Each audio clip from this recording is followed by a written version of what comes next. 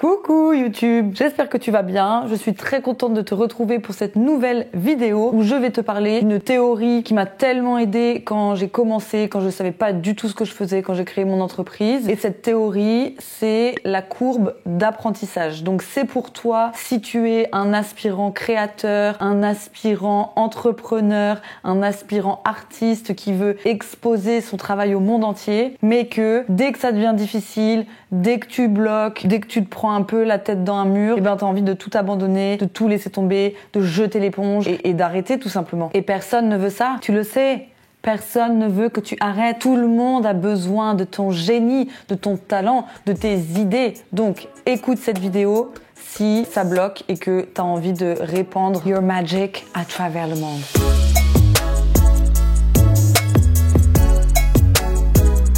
La courbe d'apprentissage, plus concrètement, c'est quoi? C'est un modèle, une théorie qui te permet de découper en plusieurs étapes. Deuxième, c'est un processus, c'est une théorie, c'est un modèle qui te permet de découper en plusieurs étapes le processus d'apprentissage pour réussir un peu à te situer au fur et à mesure de ton avancée et que tu culpabilises pas, que tu puisses te rendre compte que certaines étapes sont normales. Donc tout de suite, je t'explique les différentes étapes de la courbe d'apprentissage et je t'expliquerai ensuite comment faire pour réussir à dépasser celles qui sont les plus redoutables, celles qui te collent un uppercut et te jettent au sol pour faire en sorte que tu réussisses à te relever et que tu poursuives ta petite route. On fait ça ? On fait ça.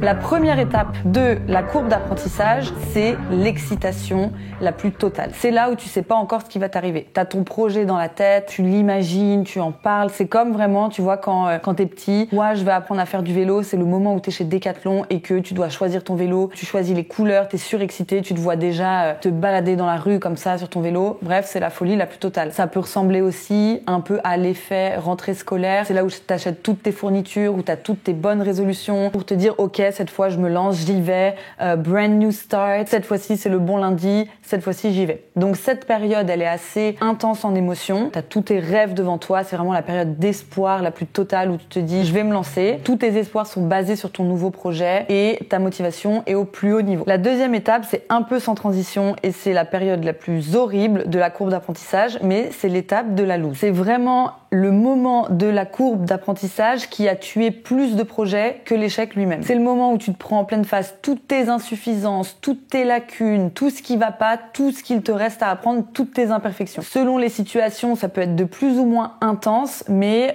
ça peut vraiment être une période de chaos, d'absence de fluidité totale, où tout est compliqué, où tu mets 700 ans à faire le moindre petit truc. Moi, j'ai beaucoup d'amis entrepreneurs avec lesquels on discutait de ça aussi. Quand tu te lances, tu te dis mais putain, mais tout prend une plombe parce qu'en fait tu dois apprendre absolument tout et c'est pas agréable, t'as vraiment l'impression de devoir te taper un Dunkerque-Marseille en première roulante et en calant tous les 200 mètres parce qu'il y a un problème. C'est pas fluide, c'est saccadé, c'est vraiment 2 pas en avant, 3 pas en arrière et c'est horrible cette période parce que t'as l'impression de pas progresser. En toute honnêteté, c'est dégueulasse, c'est vraiment une période qui est pas chouette du tout et c'est exactement pour ça qu'il y a autant d'aspirants créateurs qui s'arrêtent à cette étape-là parce que c'est tellement inconfortable qu'on décide d'abandonner ou qui procrastinent beaucoup et qui décident d'anesthésier leur désarroi devant leur feed Instagram, devant 12 épisodes de Friends pour éviter d'être confrontés à tout ce qu'il nous reste à apprendre, tout ce qu'on sait pas faire, toutes nos lacunes. Et je sais que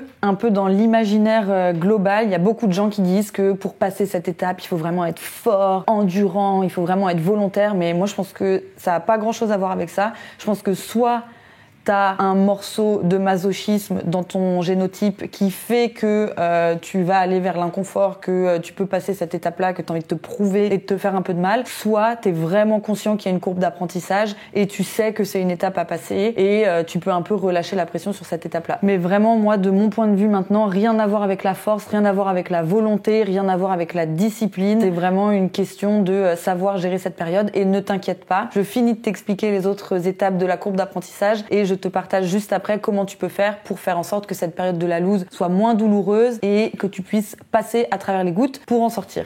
La troisième étape, c'est la remontada. Là, c'est le moment le plus kiffant, le plus chargé en endorphines, le plus chargé en kiff, en adrénaline, dans tout ce que tu veux. C'est le nectar sacré des dieux, c'est la lumière au bout du tunnel, c'est le moment où en fait tous les efforts que tu as mis en place un peu dans le chaos pendant la période de la loose commencent à payer. Ta pratique se fluidifie, tu commences à avoir des premiers résultats et c'est vraiment où tu commences à sortir de ce statut désagréable et inconfortable de débutant pour rentrer progressivement dans le statut intermédiaire. Ça veut dire celui où t'es pas encore expert, mais t'as une base de maîtrise qui fait que tu prends confiance en toi et que t'es pas constamment en train de douter dans ta tête, t'es pas constamment en train de te poser 700 000 questions et tu gagnes aussi en vitesse d'accomplissement. Ça veut dire que la lenteur des débuts où tu mettais 15 plombes à faire la moindre micro-tâche, là ça se fluidifie, ça se simplifie et tu gagnes un peu en vitesse. Et pour utiliser vraiment du vocabulaire de CE1, c'est le maxi gros kiff parce que t'as l'impression de lâcher là tous les trucs dégueulasses qui te retenaient au sol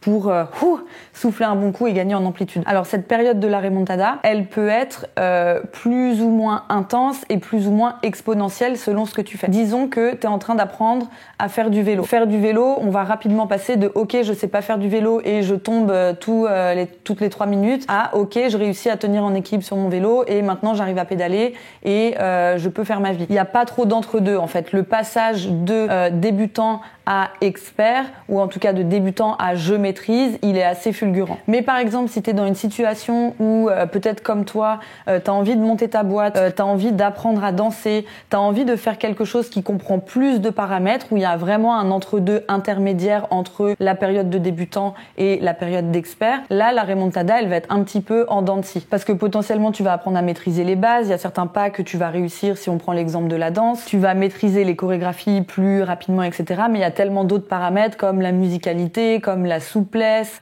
comme, j'en sais rien, le rythme, l'aisance dans ton corps, etc. que tu vas progresser sur un paramètre, puis après ça va se calmer, tu vas progresser sur un autre, etc. Donc la remontada, elle est pas forcément, c'est pas forcément un décollage de fusée, ça peut aussi être une petite balade de santé qui t'amène toujours un petit peu plus loin. Mais en tout cas, peu importe le type de remontada dans lequel tu es, ce qui est sûr, c'est que tu vas gagner en aisance, ça va se fluidifier et tu vas sortir du statut de novice total pour commencer à gagner en autonomie en fait sur ta pratique et sur ce que tu fais. Ce qui nous amène à la 4e étape que j'ai intitulée la croisière s'amuse, qui est vraiment la période où tu peux profiter de tout ce que tu as appris, où tu peux profiter de ces nouvelles compétences. Une fois que tu t'es baladé dans ta remontada, tu vas avoir une période où tu vas atteindre une forme de plateau. Ça veut dire que tout le savoir que tu as emmagasiné, toute la pratique que tu as faite pour maîtriser ce savoir sur le terrain, tu vas rentrer dans une sorte de phase de stagnation. Tout simplement parce que tu maîtrises, parce que c'est plus familier et donc ce qui fait aussi que la période de la croisière s'amuse, c'est une période qui est moins chargée en émotions. On passe moins de ce truc « Ah, j'arrive pas, wow, j'ai réussi pour la première fois, c'est un truc de malade, wow. » Tu sais maintenant que tu arrives à le maîtriser, tu l'as fait 1 fois, 2 fois, 3 fois, 4 fois, donc l'effet de surprise tellement kiffant, ça baisse pas mal. Donc tu vas plus être dans une phase victoire, échec, tu t'es familiarisé avec ton sujet, tu as développé plein d'automatismes et donc maintenant, c'est le moment où tu profites de ta nouvelle compétence à 300%. Donc par exemple, si tu as appris à faire du vélo, tu vas plus ressentir le maxi kiff et l'énorme fierté de réussir à faire du vélo pendant 100 mètres sans tomber, mais ça va être le moment où tu vas pouvoir profiter de ta compétence, te balader dans Paris et trop kiffer, déambuler, j'en sais rien, faire une balade sur un front de mer ou quoi que ce soit et profiter du paysage. Donc c'est quand même kiffant, mais c'est plus le pic d'adrénaline de la remontada. Alors la question à 3 millions d'euros, comment ne pas abandonner pendant la période de la loose? Comme je te l'ai expliqué plus tôt, cette période de la loose, c'est le plus grand cimetière à projets, à idées du monde entier. Mais il y a 3 règles d'or pour réussir à passer cette période d'une manière plus fluide et moins douloureuse pour passer de l'autre côté de la rive sans te taper un gros game over. Alors la première règle, c'est d'être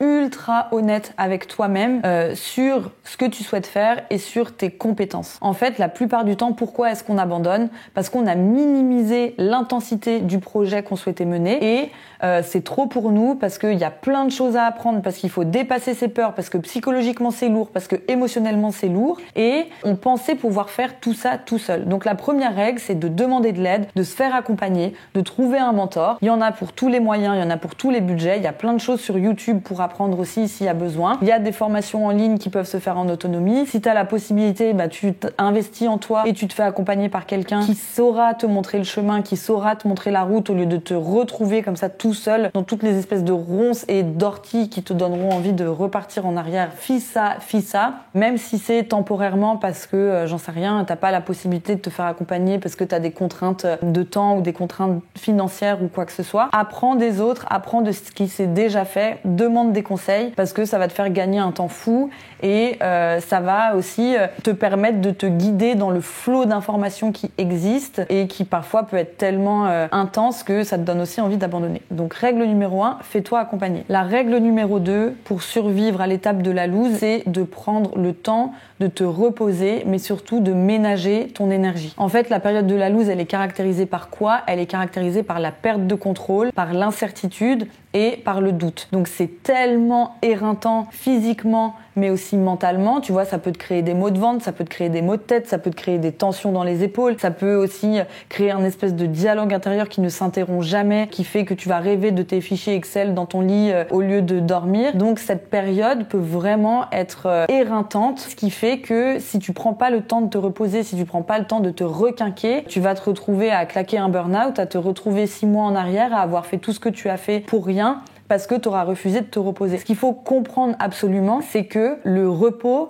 c'est un outil primordial d'amélioration de ta productivité. Tu peux pas être constamment en train de tirer sur la corde comme ça et ne plus jamais remettre d'essence, ne plus jamais remettre les jauges à niveau. Donc le repos permet ça. Donc c'est vraiment important, surtout dans cette période, on a envie d'aller vite, on a envie d'en sortir, on est impatient. Mais plus tu accepteras que tu as besoin de te requinquer, qu'il faut te reposer, qu'il faut ménager ton énergie, plus sur le long terme ou le moyen terme, tu pourras aller vite, même si sur le court terme, ça nécessitera de faire une pause dans ton travail, peut-être pendant 3 heures avant de te relancer. Donc règle numéro 2, pour sortir de la loose plus vite, ménage ton énergie et repose-toi. Et la troisième règle pour garder la motivation pendant la période de la loose et faire en sorte que tu n'abandonnes pas, c'est de célébrer chaque victoire. En fait, ce qui va se passer, c'est que tu vas mettre tellement de cœur à l'ouvrage, tu vas tellement avoir la tête dans le guidon, tu vas tellement bosser sur tes objectifs que quand ils vont arriver, tu vas te dire « Ah, enfin, mais mon Dieu, mais en fait, c'est tellement normal que ça arrive » et ça te paraîtra plus être un objectif de ouf que tu as atteint. Tu vas te dire « C'est normal », tu vas un peu le mettre dans le coin de ta tête, derrière toi comme ça, et tu vas pas forcément le célébrer. Sauf que ce qui se passe quand on ne célèbre pas, c'est que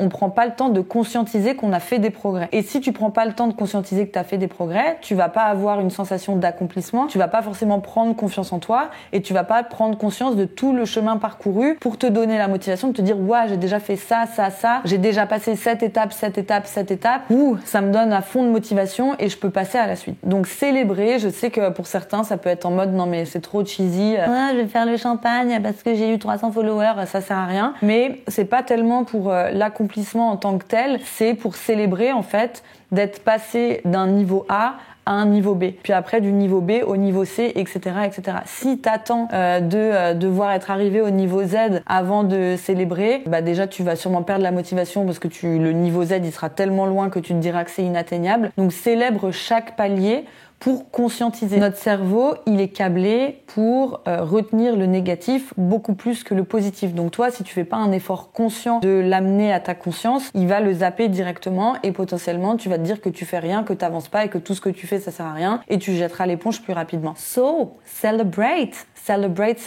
Mets la bouteille de champagne dans le frigo pour qu'elle soit présente dès que tu en as besoin. Achète-toi un petit cadeau, j'en sais rien, fais-toi une déclaration d'amour, écris-le sur tes murs de ta maison, mais célèbre les accomplissements et les étapes passées.